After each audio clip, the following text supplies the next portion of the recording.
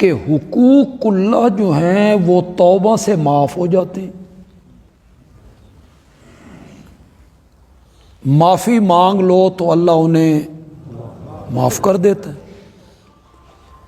لیکن حقوق العباد جو ہیں وہ توبہ کرنے سے بھی معاف ہو نہیں ہوتے. وہ حج کرنے سے بھی معاف نہیں ہوتے. شب قدر میں جاگ جاگ کے دعائیں کرنا، رونا، اس سے بھی معاف ہو نہیں. وہ تب معاف ہوں گے کہ جس کا حق دبایا وہ معاف کرے. اگر وہ معاف نہیں کرے گا تو رب بھی ان حقوق کو معاف ہو نہیں کرے. حقوق اللہ میں آپ نے جتنی کوتاہی کی، غفلت کی، گناہ کیے، رب کی نافرمانیاں کی، ان میں کچھ گناہ ایسے ہیں جس میں توبہ کرنے کی ضرورت بھی نہیں، معافی مانگنے کی ضرورت بھی نہیں.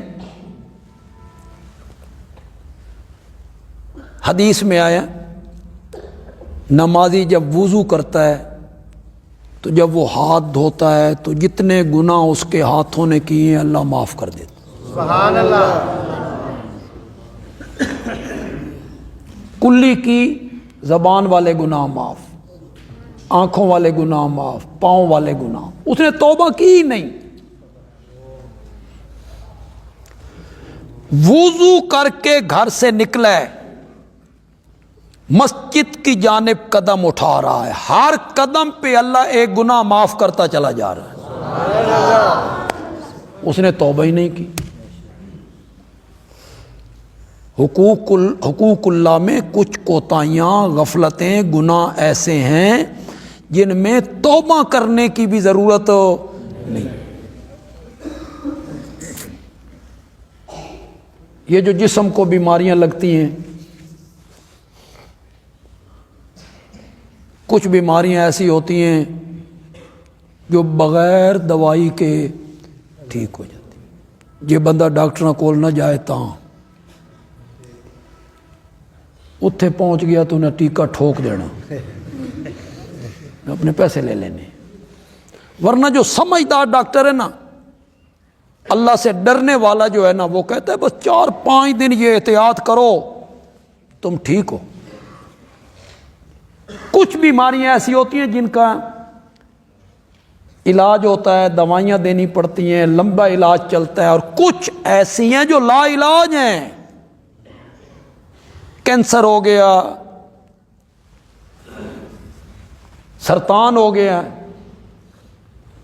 گناہوں میں بھی کچھ گناہ ایسے ہیں جن کے لیے معافی، توبہ کی ضرورت ہی نہیں. ان الحسنات یذہبن السیئات، یہ تو قرآن نے کہا ہے. نیکیاں گناہوں کو ختم کر دیتی ہیں. نیکیاں کرنے سے گناہ کیا ہو گئے؟ ختم. عصر کی نماز پڑھنے آیا ہے، زور کی نماز سے لے کے عصر تک جو گناہ ہو گئے ہیں، عصر کی نماز پڑھنے سے رب نے اس گناہوں کو معاف کر دی. جمعے سے دوسرا جمعہ، رمضان سے دوسرا رمضان. لیکن تمہیں کوئی نہیں بتائے گا، میں بتا رہا ہوں، یہاں لکھ لو. اس سے مراد صغیرہ گناہ ہوتے ہیں. بولو کون سے گناہ ہوتے ہیں؟ کبیرہ نہیں. آپ سمجھیں نا کبیرہ گناہ وضو سے معاف ہو جائیں گے، نہ. کبیرہ گناہ نماز کے انتظار میں معاف ہو جائیں گے، نہ. صغیرہ گناہ معاف ہوں گے. صغیرہ، کبیرہ گناہ بغیر توبہ کے معاف ہو نہیں. اس کے لیے توبہ کرنی پڑتی ہے، استغفار کرنا پڑتا ہے، اللہ سے معافی مانگنی پڑتی ہے. بس آپ کو سمجھانے کے لیے ایک بات کہہ دیتا ہوں تاکہ آپ کو سمجھ آ جائے، کبیرہ وہ گناہ ہوتے ہیں جن گناہوں پر شریعت نے کوئی سزا مقرر کی یا کوئی وعید آئی ہے۔ جھوٹوں پر رب کی لعنت، جھوٹ بولنا کون سا گناہ ہوگا؟ کبیرہ۔ زنا کرنے والے کو اتنے کوڑے لگاؤ تو زنا کرنا کیا ہوگا؟ کسی پر تہمت لگائی، جھوٹ بولا، اس کو 80 کوڑے لگاؤ۔ جن گناہوں پہ کوئی وعید آئی ہے، کوئی سزا مقرر ہوئی ہے، وہ کبیرہ ہے۔ یہ بغیر توبہ کے معاف ہو نہیں ہو، اس کے لیے توبہ کرنی شرط ہے۔ اور پھر رب نے یہ وعدہ کیا ہے، یہ نہیں ہے کہ اس نے کہا میں نے تمہیں معاف نہیں کرنا اور دفع ہو جاؤ تے جاؤ، تم نے ساری زندگی نافرمانیاں کی ہیں، میرے نیڑے نہیں آنا۔ نو، اس نے کہا یا عبادی الذین اسرفوا علی انفسہم لا تقنطوا من رحمت اللہ فإن اللہ یغفر الذنوب جمیعا۔ سبحان اللہ۔ اے ذرا جمیعا دے لفظ تے غور کرو یار، اللہ اکبر۔ بیٹا نافرمانی کرے نا باپ کی، بات نہ مانے، کہا نہ مانے، کبھی بھی باپ اس کو پیار سے نہیں بلاتا۔ بیٹا نافرمانی کرے تو واقع او میرا چان، کبھی نہیں، او میرا پیارا، او میرا دل کا سکون، کبھی نہیں بلاتا۔ سکا باپ بیٹے کی نافرمانی پر اسے پیار سے نہیں بلاتا۔ یہاں گناہوں میں لتھڑے ہوئے لوگوں کو اللہ یہ نہیں کہتا او گناہگارو، نہیں کہا او میرے نافرمانوں، او میری بغاوت کرنے والوں، نہیں کہا۔ ذرا وہ لفظ تو دیکھیں، یا عبادی الذین، اوے گناہ کرنے والے میرے بندو، لا تقنطوا من رحمت اللہ، اللہ کی رحمت سے کبھی نا امید نہ ہونا۔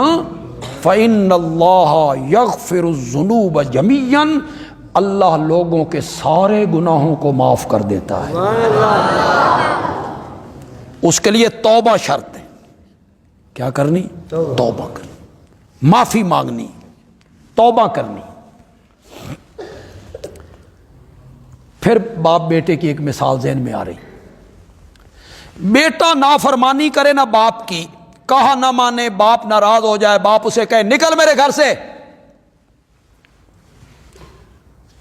بیٹا نکل کے چچا کے گھر چلا جاتا ہے، ماسی دے گھر ٹر گیا، پھوپھی دے گھر ٹر گیا، کسی جگہ پہ ملازمت کرنے لگ گیا۔ مہینے کے بعد خیال آیا کہ بابا ناراض ہے، واپس پلٹا، اس نے کہا بابا غلطی ہو گئی ہے، میں شرمندہ ہوں، معاف کر دے۔ باپ کہتا ہے پتر ہے کتھے رلدا پھردا رہے گا، چلو معاف کر دے۔ اس بدبخت بیٹے نے دوبارہ وہی غلطی کی، پھر نافرمانی کی، باپ پھر ناراض ہوا، باپ نے گھر سے نکالا، یہ دھکے کھاتا کھاتا پھر اسے خیال آیا، پھر بھی یہ واپس پلٹ آیا، اس نے پھر ہاتھ باندھے، معافی مانگی۔ اس نے کہا یوں ہی آوارہ ہو جائے گا، زندگی خراب ہو جائے گی، چلو معاف کر دی۔ اس نے تیسری مرتبہ یہی بات کی، وہی جرم دہرایا، پھر نافرمانی کی۔ مہینے دو مہینے کے بعد خیال آیا، ہاتھ باندھ کے واپس آیا، تیسری بار بابا معاف تو کر دے گا لیکن تانا ضرور مارے گا، ضرورت پوندی ہے تے آ جانا، ضرورت نکل جاندی ہے تے پھر وہی کرتوت، بار بار کہتا ہے پھر نہیں ہوگا، پھر نہیں ہوگا، پھر نہیں ہوگا۔ تیسری بار معافی کرتے ہوئے باپ تانا دیتا ہے اور اللہ کہتے ہیں 70 مرتبہ توبہ کر کے پھر توڑ، پھر توڑ، پھر توڑ، پھر توڑ، 70 بار بھی توبہ کو توڑتا رہے، میں تن پچھلا تانا بھی کدی نہیں دیں۔ سبحان اللہ، سبحان اللہ، سبحان اللہ۔ ہر روز توبہ توبہ کرتا رہتا ہے، پھر وہی کرتوت کرتا ہے، میں تن پچھلا تانا بھی نہیں دیں۔ اللہ اکبر، خدا دی قسم ہے، دنیا دی کوئی عدالت نہیں، دنیا دی کوئی عدالت نہیں جڑے اقرار جرم تو بعد معاف کرے، کوئی عدالت۔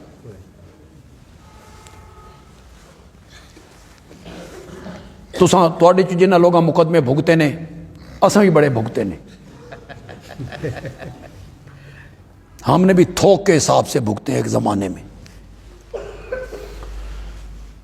پہلا میرا مقدمہ ہوا نا، وہ سپیکر چلانے کا تھا، جنرل ضیاء الحق صاحب کا زمانہ تھا، اوپر والے سپیکر چلائے۔ اب مجھے پتہ نہیں ہے کہ وہ فرد جرم کیسے لگتی ہے، مجھے پتہ ہی نہیں تھا کہ فرد جرم کی ہوندی ہے۔ وہ جو پہلی تاریخ پہ فرد جرم لگی نا، تو ریڈر نے مجھ سے پوچھا ہاں یا نہ، یعنی جو اس میں لکھا ہوا ہے۔ میں نے کہا کیا لکھا ہوا ہے؟ کہ سپیکر چلایا۔ میں نے کہا چلایا ہے۔ اے ہن ہو گیا اقرار جرم۔ کیا ہو گیا؟ اقرار جرم۔ اب کیس چلانے کا فائدہ ہی کوئی نہیں، گواہ کیوں پیش کرنے ہیں؟ گواہ تو اس لیے پیش کرنے تھے، چلایا تھا، میں نے خود کہہ دیا چلایا ہے۔ اس آقا تسی بہ جاؤ، جج صاحب آندے نے تے پھر گل کر دیں۔